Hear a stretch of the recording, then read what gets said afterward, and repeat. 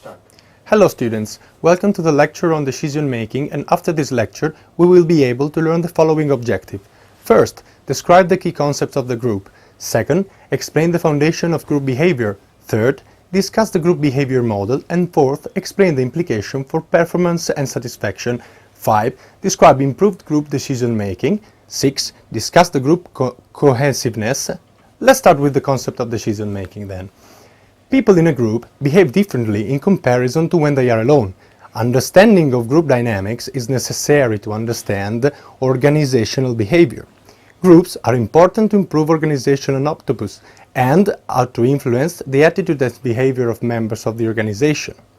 Importance of groups and its values and norms in influencing behavior in an organization has been duly recognized in modern management. Human beings exhibit some characteristic behavior patterns in groups. People involved in managing groups and group members themselves can benefit from studying theories and doing practical exercises which help them to better understand people's behavior in groups and group dynamics. Let's discuss the key concepts of group. The term or concept of group dynamics contains two words and concepts: group and dynamics. A group always consists of two or more persons who interact with one another in such a manner that each person influences other and each person is influenced by other persons in the groups. Group dynamics refer to the various forces operating within a group, and group dynamic is concerned with the interaction and forces between group members. Nature and features of groups. A group consists of individuals who perceive the existence of a group and their membership in it, and it is formed to achieve certain goals. It means a basis common motivation.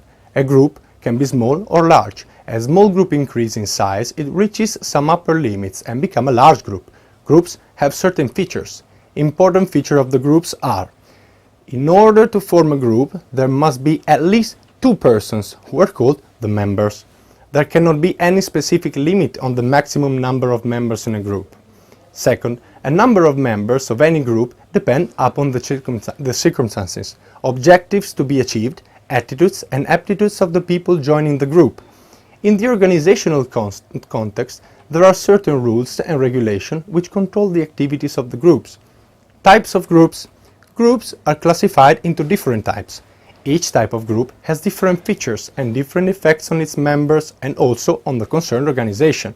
Let us now consider certain important types of groups. Primary groups. In organizations, there are various work groups which possess the feature of primary groups. It is also experienced that primary groups affect the individual behavior. Generally, primary groups are small in size. Primary groups are concerned with the existence of feeling of belongingness with loyalty. Values amongst its members. Few people may gather together for some casual purposes and may establish communication among them. It is said that all primary groups can be small groups, but all small groups may not be necessarily primary groups. Secondary groups. They may be larger, general and more formal.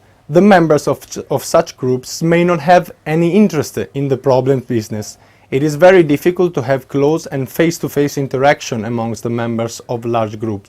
Thus, all this is not found in secondary groups. Classification of groups. A group can be small or big in size, comprising of two individuals as members of the group. Is it okay?